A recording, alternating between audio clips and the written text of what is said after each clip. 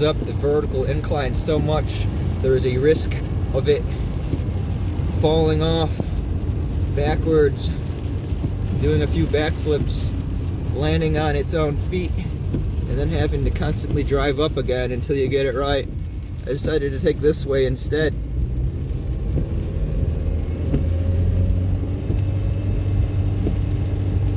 Now the thing for me is I'm going to have to wonder when I turn the camera back around which way to set it, because I feel like I'm going to be upside down. I was kind of on a wake up and go scenario, you know, so we'll just assume.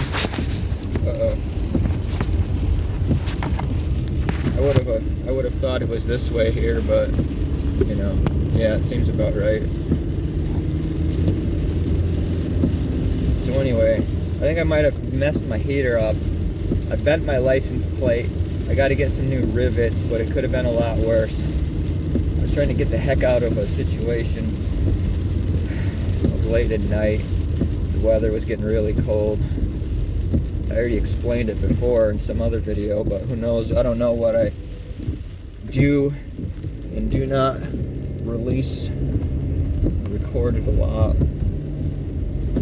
But these houses I'm passing here, they look like little doll houses. It's very bizarre. I noticed we're not very mindful of what they keep outside, and things are getting a little bit daunting, what we call civilization. And I can feel a little bit more relaxed now. I'm not on a highway. I'm not going up a hill like that. I can even turn the speed of my wipers down a bit. So anyway, I didn't want the subject to really start with death and disfigurement letters. It's just that's something that'll usually wake you up, you know, when you check your postage and all that. I was just waiting for my rivets to show up so I could get the front carriage of the car fixed. I think it was a total of about like $6.58 to get 100 pack of rivets with 10 rivet styles each, and I'll hope the right rivets are around. I'd take the vehicle to the car wash after that, towing. It's like $172.83 to get my car towed 4 feet. I didn't even bother getting on the other side of my car and trying to push it because the hill was about this. So my wheel, one wheel, and then another wheel, kind of where it flattened out, and the bottom of the car didn't get really screwed up or anything. And it's not good having haphazards, you know, happen, because it's like when I talk about it now, there's some kind of idea that it's something that happens, not on a feign or anything. Go up this way now. So anyway, oh god, yeah, you're taking corners a little bit slower, having to hold the phone like this. Yeah. I don't know.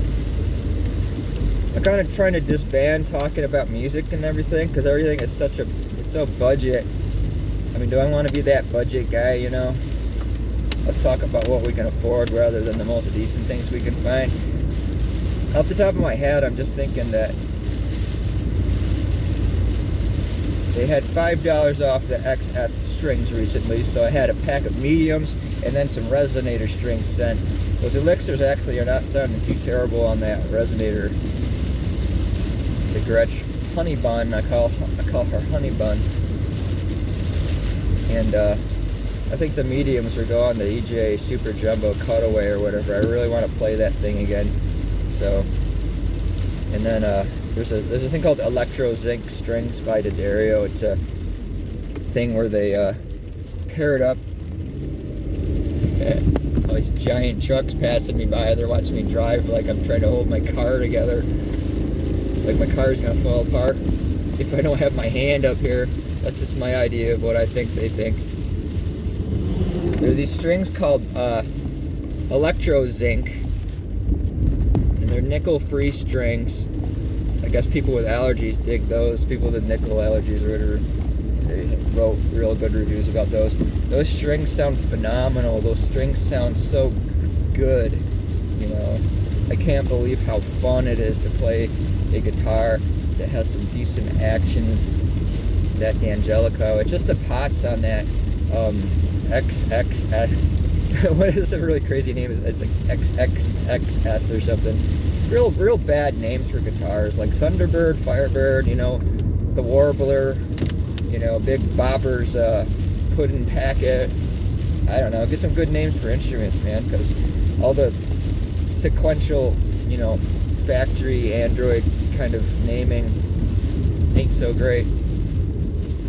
Yeah.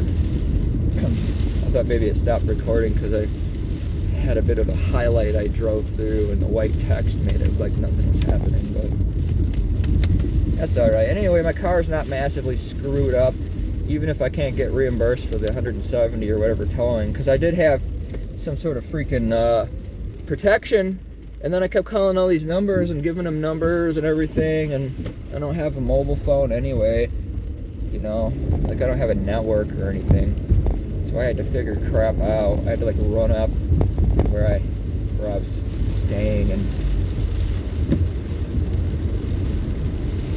run back down to my glove box and jump into the car.